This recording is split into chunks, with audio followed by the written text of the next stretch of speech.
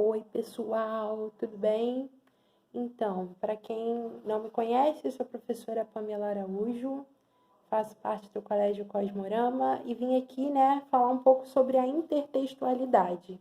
Pessoal do sexto, a gente teve uma reuniãozinha no Zoom falando sobre o tema e eu vim aqui só para poder amenizar um pouco dessas dúvidas que ainda ficaram, sobre a matéria. E o importante é que vocês saibam que a intertextualidade é um dos recursos que a gente tem na nossa língua também, para poder trabalhar a questão da paródia, trabalhar poesias, trabalhar textos narrativos, descritivos e por aí vai. E aí eu separei para vocês aqui a definição de intertextualidade, Intertextualidade é a superposição de um texto a outro texto literário, Caso a gente fala sobre a intertextualidade dentro da literatura, e é quando eu utilizo um texto criado, por algum autor, ou até mesmo por mim, e eu posso utilizar recursos tratados de outros textos, Por exemplo, se eu falo assim, eu conheço a história da Chapeuzinho Vermelho, e a gente sabe que a Chapeuzinho é orientada a não ir pela floresta, para ela não encontrar com o lobo mau, e aí ela encontra com o lobo mau, e aí vai para casa da Tina, vocês já sabem como é que é a história. Só que eu também poderia utilizar como um recurso a história da Chapeuzinho Vermelho, trazendo isso para a minha realidade. Eu poderia chamar minha história de Chapeuzinho Azul, por exemplo. E aí eu já ia fazer uma referência, Se a Chapeuzinho Vermelho estava andando pela floresta, eu poderia dizer que a Chapeuzinho Azul estava andando na praça e a mãe disse para levar uns doces na casa da avó e a mãe disse para ela não ir por um lado e ela foi para o lado que a mãe não disse. Então, quando eu consigo utilizar esse relacionamento de lugares, de coisas, eu estou causando aí uma intertextualidade, porque eu, de acordo com o meu texto da Chapeuzinho Azul, eu lendo ele como um todo, trazendo isso para a nossa realidade de hoje, eu posso comparar ele com a Chapeuzinho Vermelho e tem coisas que vão bater, e aí eu vou descobrir que, na verdade, aquele texto da Chapeuzinho Azul, ele foi tirado do texto da Chapeuzinho Vermelho, tá? Então, assim, a matéria da intertextualidade é muito tranquila, ela não tem bicho de sete cabeças para entender. Aí eu coloquei assim, segundo significado.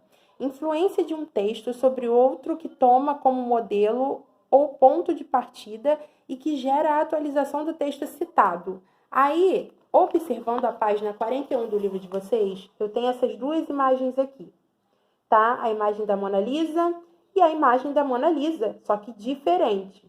Por que eu falo que as duas imagens têm uma relação? A minha imagem original é essa aqui, da Mona Lisa, Que foi uma tela pintada por Da Vinci, é uma tela muito famosa, E essa aqui já é um comercial publicitário. Mas o que o autor da imagem publicitária fez?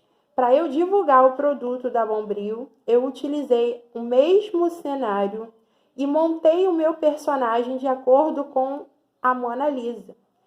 E como eu montei este personagem de acordo com ela, eu já estou trabalhando a intertextualidade, porque ao olhar isso aqui, eu vou saber que ele está falando dessa cena aqui.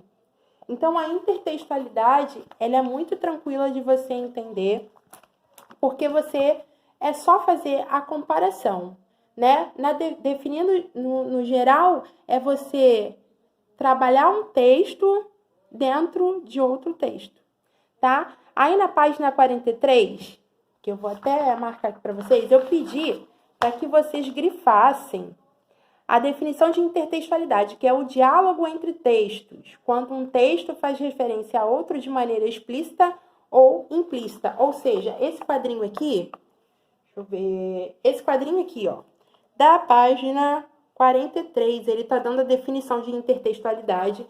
Pedi para que vocês grifassem, porque isso é importante para a definição desse recurso, E pedi para que vocês fizessem os exercícios relacionados a essa matéria, tá?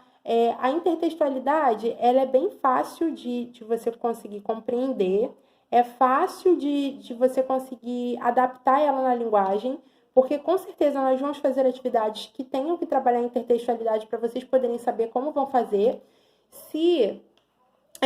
Não sei se vocês vão lembrar, mas nessa aula que nós tivemos no Zoom, eu trabalhei aquela questão com vocês, deixa eu só ver o número da questão. que falava sobre os falava sobre dois ambientes. A questão 18, que se encontra na página 49, né? Onde eu tenho a figura 1, que é uma tela, né? Que fala sobre a tela Guernica, de Pablo Picasso, pintada em protesto ao bombardeio à cidade espanhola de mesmo nome, e a imagem criada pelo cartunista argentino Quino. Ou seja, eu tenho essas duas imagens. Aqui, a imagem de Pablo Picasso, e embaixo, do chargista. E aí, eu pedi para que vocês vissem o que uma tem a ver com a outra, né? A gente conseguiu observar que na figura 2, a casa tá uma zona, tá toda desarrumada, né? E a empregada chega para arrumar. E o que tem na parede? Justamente o quadro da figura 1.